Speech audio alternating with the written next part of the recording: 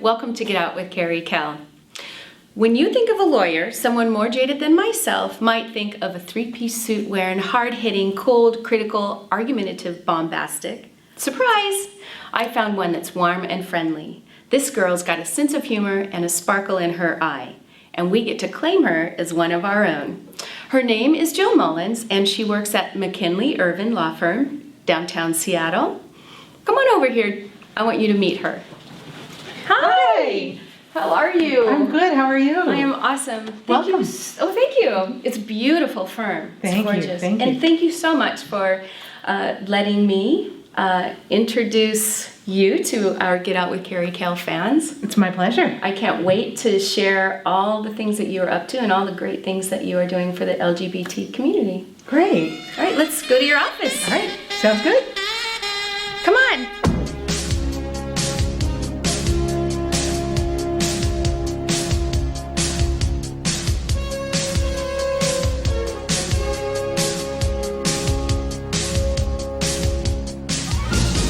I first saw you at a fundraiser for Referendum 74 with Q Law, and you were just so bright I could not help myself but find a way to get to interview you. So thank you very much. It's my pleasure. Thank you. Let's talk about Referendum 74 first. Okay. Since that's sort of how we met. That and is. It's the big news right now in Washington State. It is the big news. So Referendum 74 passed, which is, or was approved, which is exciting news. It means that we in Washington State finally get access to the word in the institution of marriage. And it's huge and it's wonderful. But one of the next big projects that we've got going on is the Q Law Foundation, which is an organization that I'm the past president of. We are working with Lambda Legal, the ACLU of Washington, and Legal Voice, and then of course bringing in all the other supportive orgs that aren't necessarily the legal organizations to do panels. The first one's going to hopefully be that first week in December, to really talk to people about, okay, now that we have marriage, what does this mean? Because we have the Defense of Marriage Act, and the Defense of Marriage Act, it means the federal government still doesn't recognize our marriages. It means that states are still allowed to ignore our marriages and not honor the contracts of other states. Which are things that don't exist. I always wondered how that works. I mean, I have been wondering how that works. Like when we leave Washington State, it's all null and void? Not exactly. If you leave Washington, if you leave Washington State and go to other states that will recognize marriages or domestic partnerships or civil unions, then your relationship is going to be recognized by that state. But if you travel just next door to Idaho, Idaho doesn't recognize domestic partners, civil unions, anything like that, and so it's not going to be recognized. Do you right now just have to bring a big old briefcase with you everywhere you go, so that you have documentation that says who you are and what your status is and what your rights are? I mean, absolutely. You should make sure that you carry your powers of attorney in your glove compartment. You should make sure your powers of attorney, like all of that kind of stuff, is also with your doctor. Because if you were in any kind of emergency situation, you can be in a hospital and call your doctor's office and get that information faxed from doctor to doctor. You want to make it as easy as possible. And I think we're really lucky in Washington to have the amazing folks that we have who not only work to get things passed, because that was a tremendous effort, but once it gets passed, how do we make sure that everybody knows what it means? So tell me a little bit about you. Like, you grew up in Seattle. Yes. You have a twin. I have a twin. You're both queer. We're both queer. So awesome. I like to say that I come from the gayest family ever because I have a gay uncle who unfortunately passed away in the early 80s from the AIDS epidemic. I'm sorry. And then my aunt actually came out in her mid-50s. And so I got to help my aunt. Same side of family, from your mother or your father's side? From my mom's side. From your mom's side. So, photographer, nurse, produced lawyer? Produced lawyer. My grandfather was a judge. Oh, okay. Oh, wow. So there's a little bit of that.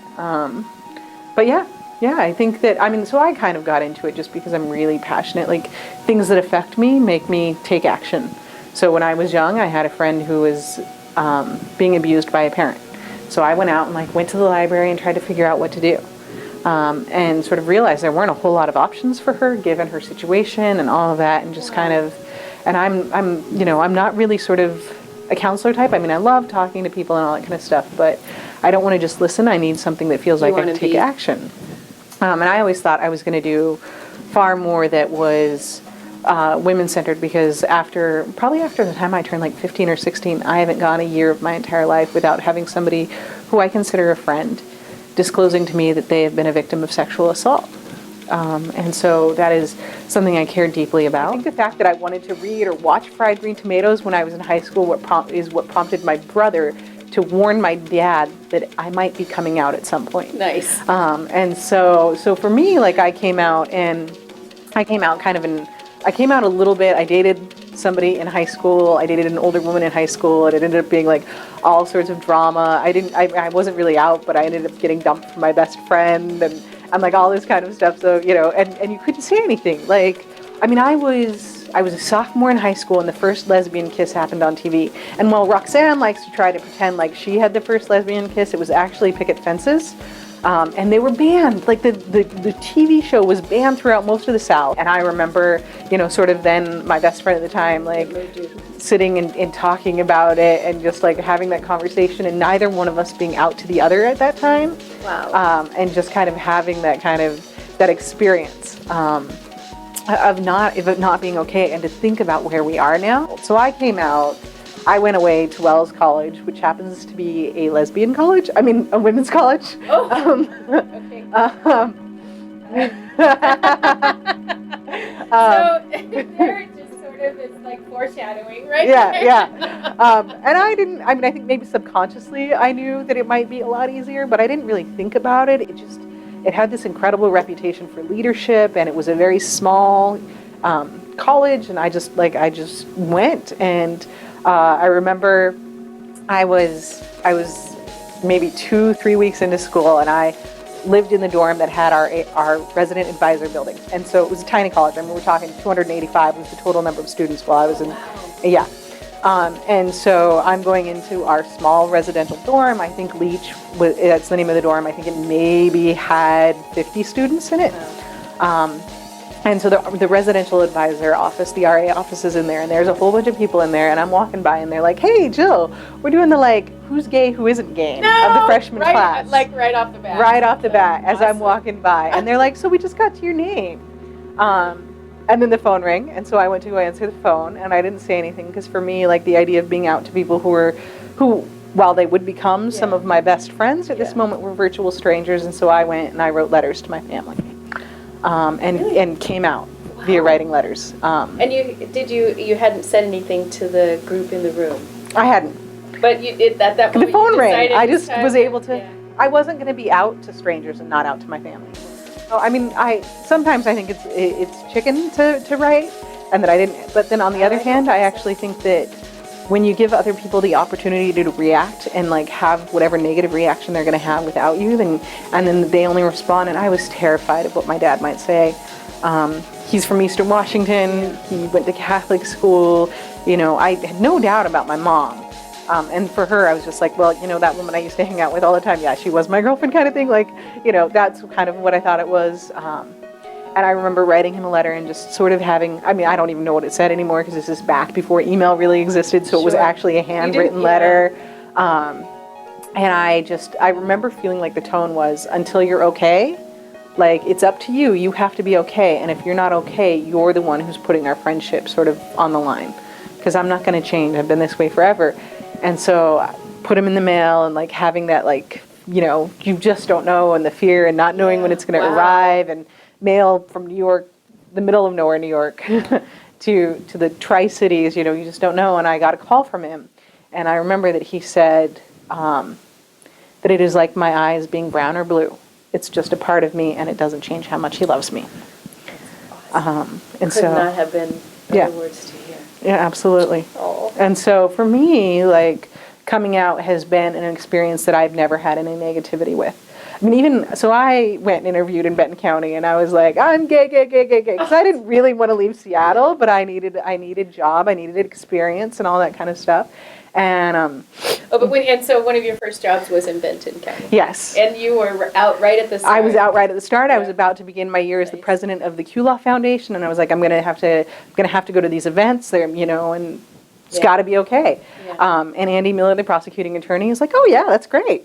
And You so are good with names. You just could throw those out. That's awesome. And he was okay. he was totally okay. So I'm a flaming liberal, and I'm here working with these women who are so different from me, but they are also so much the same.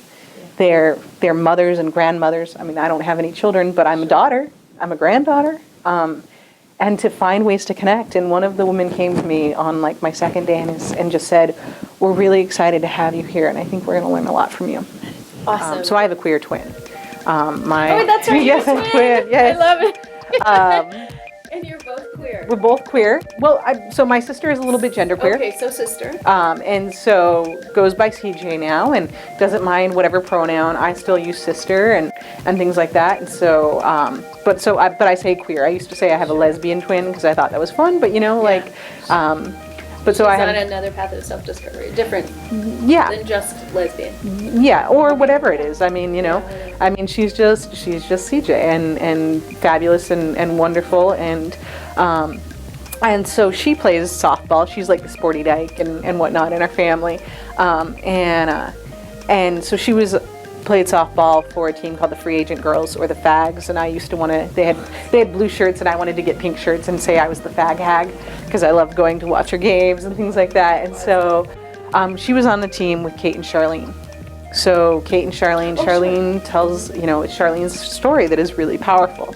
And so Charlene Strong. Yeah.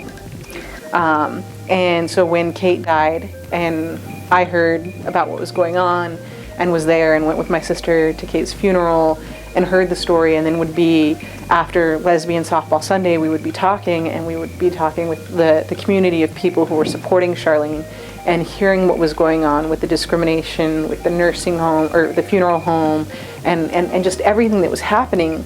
And I was in law school at the time, and it just was like, okay, I have this privilege of having this degree or having on this path to this degree. I have access to knowledge. And so just got really passionate about some of that and trying to figure out ways to let people know what you do. And so we started doing panels and we started doing some research trying to figure out how to make things happen. And so we being at the time outlaws and the Q Law Foundation was in its infancy then, or the Q Law Association and Foundation. And so we worked on coordinating with Lambda and all of the organizations and putting on panels and just really starting to do this community education piece. And then after I got done with law school, I joined the Q Law Foundation board and led the efforts to create the GLBT Legal Clinic.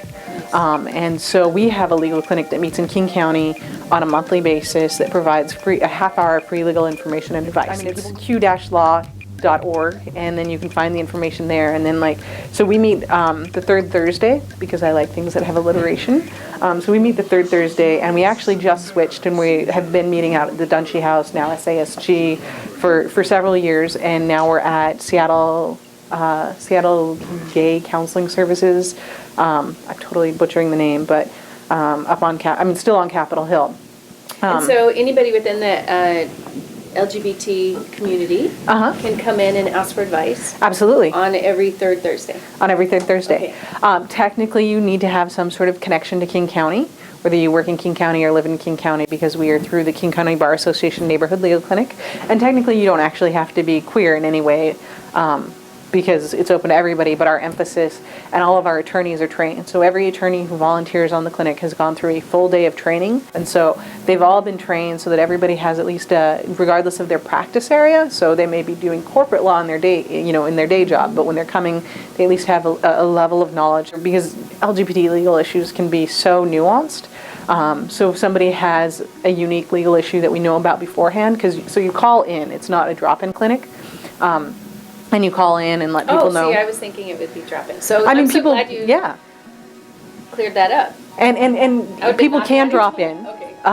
Because occasionally there are no-shows, and then, but we do try to get it as filled as possible. Oh, I see. And then if there's a no-show, we'll see you, and if there's not a no-show, we'll get you scheduled for the next clinic. And we've done work, like we've worked with the adoption thing, and we have materials for the co-parenting, like how you do the co-parent adoption, and so we're continually trying to do it. We're all volunteer run, and so we're not nearly as fabulous as I would like us to be, but given that we're all volunteer run, I'm incredibly amazed and inspired by all of the people who put in amazing amounts of work. I could sit here and chat with you for hours. I literally would love to just keep this going. But I know you actually have a real job that you need to do. I do. Take care of people and things, and me too, I guess. Yeah, yeah. Well, thank you for coming out. Thank you so much. Yeah, thank you for coming out. Thank you so much. I just know that I love hearing you and all the things that you're doing, so thank you so much. Thank you. And thank you all for checking out Get Out with Kerry Kel. We'll see you next time. Come on.